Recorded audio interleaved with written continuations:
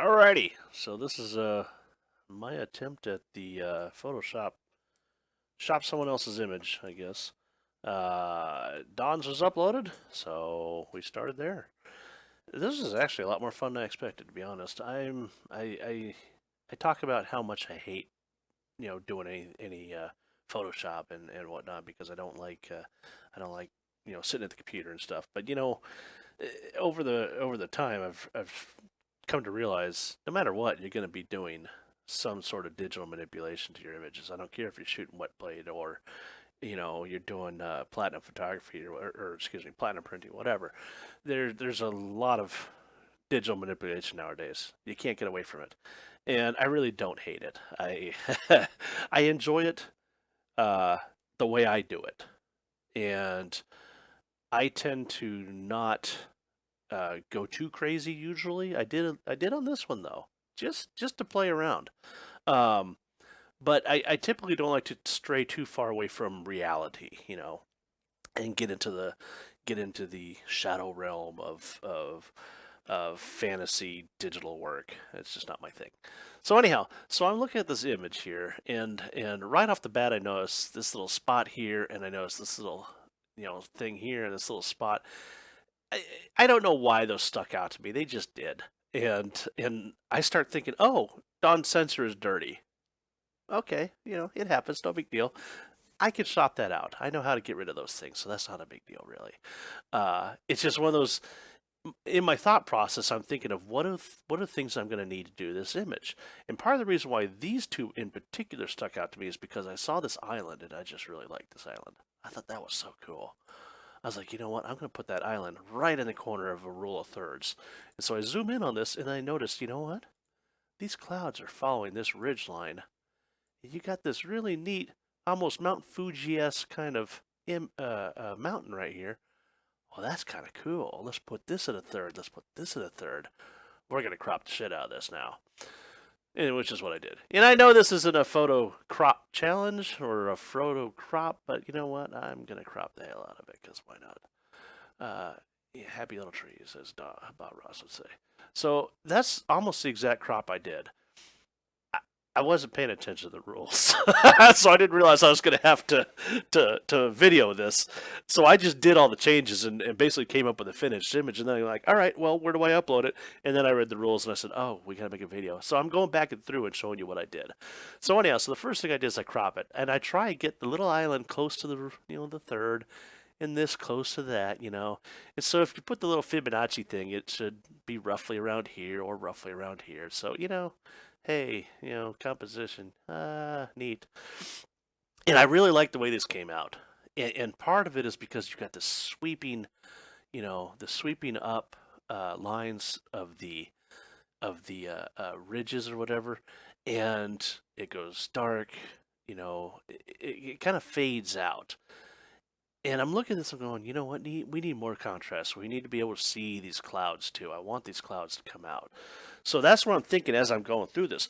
But the way I process images is I start in Lightroom and I start from the top and go to the bottom. That's how I do it. It works for me. Your mileage may vary. So the first thing I do, because I start at the top, is I was actually futzing around with the white balance. I'm like, let's see if we can even find a something. And I'm looking at these numbers at the bottom, RGB. I want to try and find something that's roughly the same number all the way across all three, right? And I'm not. So then I just start clicking. I'm like, oh, that's kind of neat. I kind of like the warm. And I click up here and I'm like, oh, I don't like the cold. This image to me never felt like it was a cold image. Oh, God, that one makes me shiver. But that I like. I'm like, all right, that's kind of a neat starting point. So we're just going to leave it there. So we're going to leave the white balance roughly there. Now we're going to play with the exposure. We want to go up or down. No, exposure's good. We're leave the exposure alone. But one thing I know is we really need more contrast. I want more contrast. I like contrast. If I didn't, I wouldn't be doing wet plate. Because if you ever looked at wet plate, it's contrasty. You actually have a very narrow range of a dynamic range with wet plate. So I forget what it is. I think I heard somebody say it's like 3 stops. So I'm used to seeing contrast images. I like contrast images, which is why I'm drawn to what I do. Um, which means I'm going to contrast the hell out of this thing. And that right there, whoa, that, see, I mean, just crank that up. Look at that. Doesn't that look nice? I mean, now this is darker. These stand out more. There's more light on the water, but we need to bring the highlights down because I want to recapture those clouds. And so this is kind of my typical. So for my sliders, this is what it almost always looks like. This is, for some reason, this is me. I like to bring highlights down, bring shadows down just a bit, bring whites up just a tad, and bring the blacks down. Sometimes the blacks go way down, but we're gonna do that. We're gonna start there.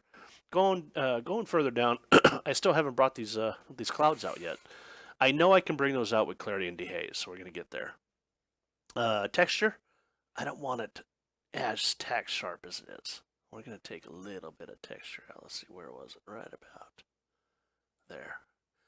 Clarity. All right, so clarity's interesting. Clarity kind of acts like contrast as well.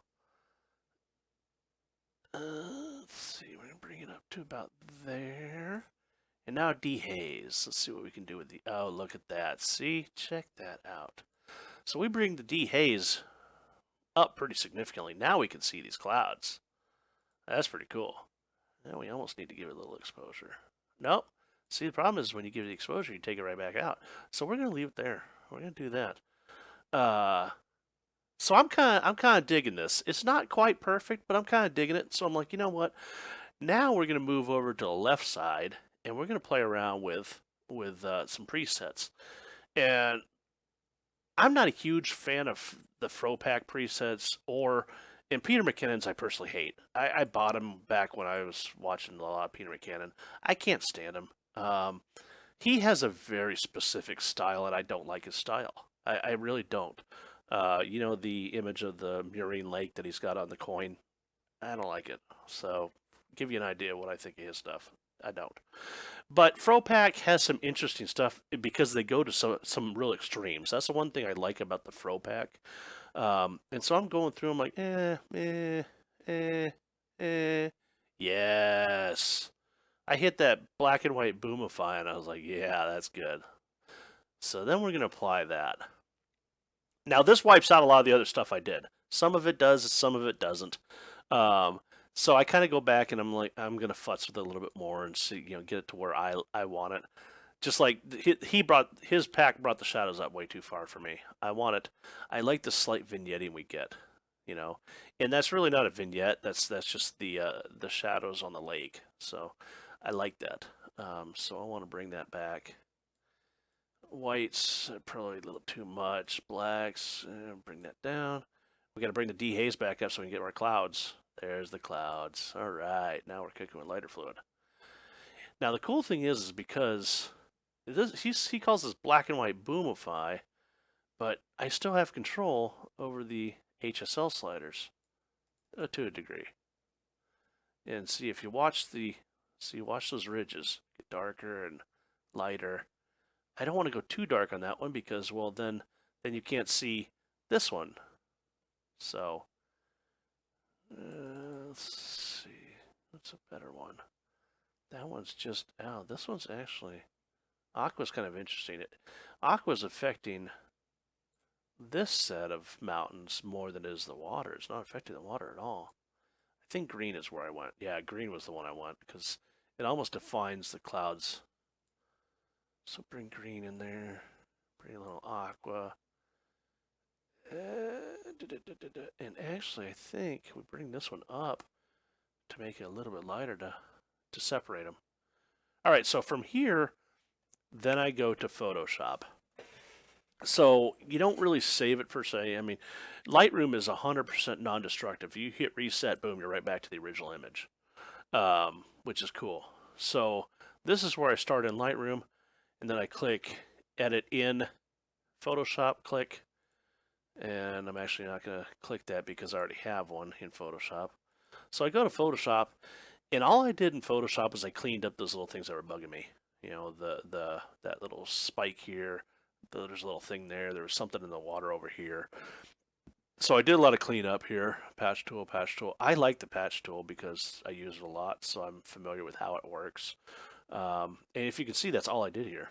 Then I deselected and put a levels in there. And if you look, all the levels, what the levels do, absolutely nothing. Did I even turn the levels on? Oh, no, no, no. I know what I was doing. I was looking at, I was doing this, and I didn't like it, so I just left. So levels, that was it. So really, all I did was just clean it up in Photoshop, and then I hit save, and I go back to Lightroom. I still haven't got what I wanted out of it. I want a gritty image that feels like a hot August day where it's so bright you're squinting, you know. And so when you're looking through your eyes, you can kind of make it darker, but it's still a really, really bright day. So I come back, and this is actually the final image. But we'll go through what I did here. So this one here, I brought in, which one was it? Oh man, was down here. I brought in the macchiato. I brought in macchiato, so I clicked that, and then I started futzing around with the sliders again, bringing the highlights down, bringing the shadows. And you'll see here, I brought the dehaze way up because I don't know if you noticed this. You can't see this in the regular image. And why? Well, part of it is this is actually from it looks like film development. You know, it's not bad film development. It's you can see developer lines when you really crank stuff up in Lightroom or whatever. Now, it might not be. If it's not film and this is actually is digital, then all this is simply the dust in the sky and how the light's reflecting through it. And that's a very good possibility. It doesn't matter what it is. I think it's cool. I think it looks neat, you know, and it really gives me that feeling that I wanted.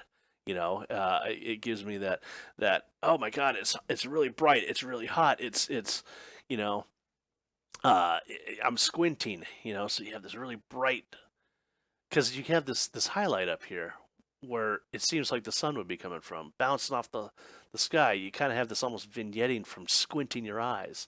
So this is what I came up with. I made it chunky, a little grainier, you know.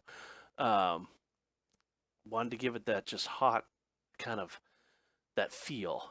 I love the way you can see the clouds following those ridge lines. I love the symmetry of these ridge lines. This kind of Mount Fuji-esque, you know, mountain popping out of the background. You know, these fingers of God, as I call them. You know, the rays of light. It just, it's really cool. You know, and it's neat that it was a lot of fun doing this. You know, so thank you, Don. I had a blast, really. Uh, Funny thing is it probably took me almost about the same amount of time as this video. You know, about 13 to 15 minutes. I never really spend a ton of time doing edits and stuff. I don't spend a lot of time on it. Not because I dislike it necessarily, but because I'm pretty confident in what I want. And once I can achieve it, I'm done. There's no reason to keep futzing around with it. And I've also found over time that I can second guess the hell out of myself if I keep futzing with it. So if I'm like, ooh, it's just not perfect, and I keep playing with it, keep playing with it, keep playing with it, after a couple hours, I hate it because it's so far from what I was trying to go for. If I just go after it, get what I want, and get the hell out, I'm happy with the image, and I'm happy with this image. I think this is a very cool image, and I don't know where this lake is, Don, but this is neat.